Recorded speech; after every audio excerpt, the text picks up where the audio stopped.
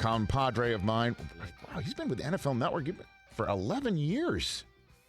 11 years, Super Bowl winning head coach, and now author. The Q Factor, the elusive search for the next great NFL quarterback, available now where all books are sold. None other than Brian Billick. How are you, Brian Billick? How are you doing, sir? When you say it like that, 11 years, it is. I feel old. No. I feel like, well, that's a lot of. Those are a lot of words. No, it's a lot of words. It's a lot of BS too, Brian. And I'm not saying that's what you do, but that's what we do for a living. Is we fill time, but we do believe everything that we say. And so why this book? Walk me through where you sat down. I'm going to write a book. I'm going to figure out what it is, and this is what it is: the Q Factor, the elusive search for the next great NFL quarterback. Yeah, my co-author, James Dale, who's from Baltimore, approached me prior to the 2018 draft and put a very simple question to me. Why is it we screw this up so much? I mean, you look at just in relative terms, recent terms. In what world do you take Mitchell Trubisky before you take Patrick Mahomes and Deshaun Watson? This one. In what world do you take, in what world do you take Josh Rosen ahead of Lamar Jackson? So, and he was asking that. He's a very intellectually curious guy, and he was asking it from a very naive perspective. How does that happen? Today's analytics and with all the resources that you throw out, how, and as we've talked about many times, Rich, you take a first-round quarterback, it is a 50-50 proposition, and it ought to be more than that. So we used the 2018 class, which was supposed to be this, best class ever since 2004 or 1983 with Kelly and Marino and Elway. And we said, okay, well, and the book is written in real time. Okay, here's the evaluations going in. Here's how they were drafted, and here's what's transpired over the last 2 years to see if we could look at and analyze the process that leads us to, and if you look at that class right now, it's kind of harboring at 50-50. Baker Mayfield don't know. Sam Darnold, I'm sorry to tell you this, not looking real good. Josh Allen looks great. Josh Rosen's already been waved out of the league, and Lamar Jackson's the MVP. So, yeah, it was an interesting class to use that as a backdrop to look at this process. So what have you learned, Brian? And I know you've joked with me before on this show on NFL Network as well. The name Kyle Bowler always on occasion will be brought up to you and with you, and you have. So what have you gleaned? I mean, what's to glean on that? Well, as you clearly, and it was fascinating. I'm also doing a series of podcasts around the book, and I've had a chance to visit with a number of people, from Bill Polian, of course, to Ozzie Newsome, who I worked with, Hall of Famers, and listening to people like John Elway and Glenn Dawson, Dan Fouts, and Joe Montana. I mean, the list goes on and on. And, okay, what is it that makes the quarterback position? And clearly three things when you look at the whole perspective. One, there's the physical attributes. More importantly, there's the mental and the emotional makeup. And then thirdly, it's where did they go? And that's really what comes home to me as you go back over the last 20, 25 years, and you look at first-round busts. I don't care if it's Vince Young, Jamarcus Russell, Tim Couch, Achilles Smith. It goes on and on. They could all physically play. It wasn't the physical part of the game that tripped them up. Typically, it was either they mentally or emotionally couldn't handle the transition. Doesn't mean there was anything wrong with them mentally. They just didn't have the wherewithal to do it at a NFL level at a very unique and demanding position. And or did they go to the wrong place at the wrong time? So that combination, the latter two, is what really brings you back to looking at, okay, what's the criteria we're looking at, and what are certain non-negotiables, to use a professional a talent hunter's term. You establish that going in, and so often when you look at it, as we've said it before, that non-negotiable becomes very negotiated. And need is a terrible evaluator. And how often do we take a guy that should be a second or third round pick and pull him up into the first round? I love that. Need is a terrible evaluator, Brian Billick. That's a perfect way to put it. And, so let's just quickly hit on Mayfield, who's taken on the Cowboys this coming weekend, I guess, returning to the place where he was drafted. That was the draft night in that building.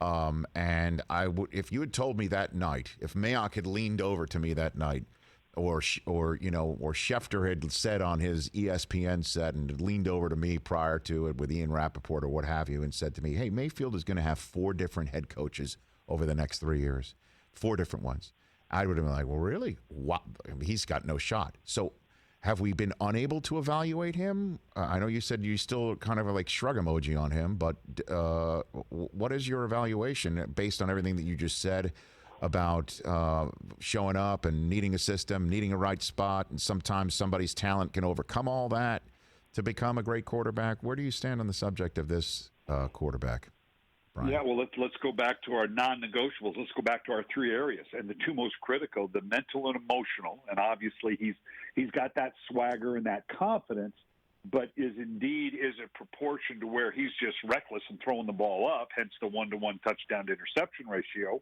or is it truly that athletic arrogance that you've got to have? And I say that in a complimentary way.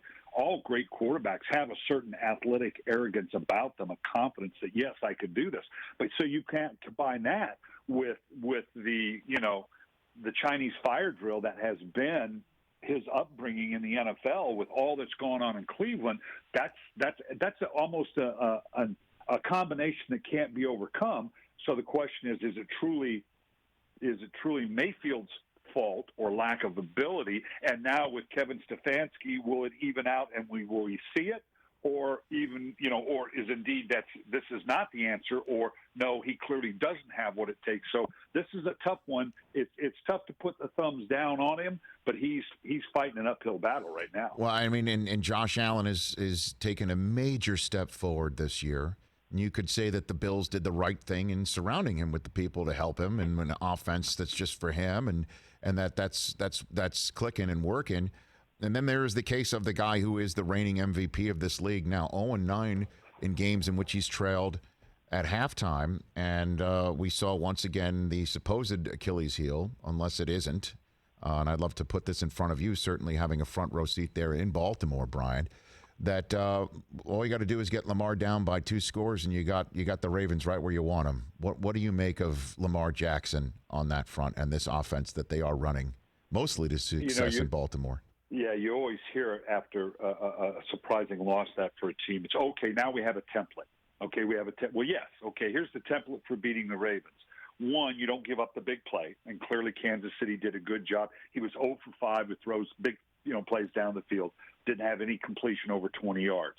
2, you've got to keep him within the pocket. You've got to bring that 5th and 6th man so that he has to operate primarily from the pocket. And 3rd, offensively, you have to keep him off the field. You have to have an offense that can click that away. So my response is absolutely, there is a template. The problem is part of that template, you have to have Patrick Mahomes. Okay, that's because if you don't have that part of the template, so let's slow down here and just say, okay, yeah, we can just roll this thing out. So that is a big part of it. And Lamar Jackson, I think that is something that and that was a big focus in the offseason, improving his throws, his completion percentage, and his throws, particularly from the numbers to the outside. And against a team that had all phases of it going in Kansas City, they couldn't do it. Now, they've got 3 games, basically 3 home games. They're at Washington, which is a bus ride, then Cincinnati, then at Philly, which is also a bus ride. So virtually 3 home games against 3, struggling football teams.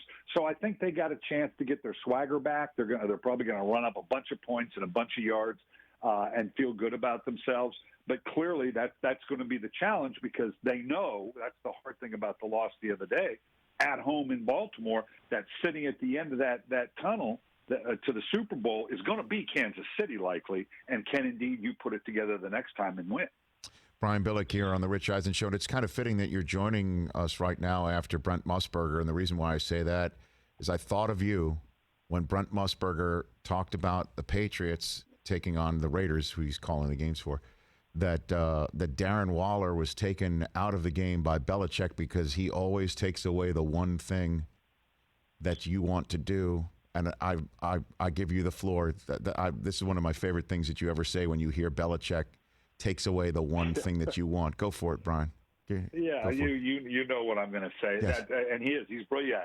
He takes away the one thing that can beat you. They take away the best thing they do, compared to the rest of us that are evidently covering all the decoys or deciding to let's take on the weakest link and let the good guys really beat us. So yeah, it is, but they are brilliant at it, and they do. They're very focused on exactly what to do to take that element away from you, and evidently I was one of those that couldn't figure it out because I'm running around chasing decoys.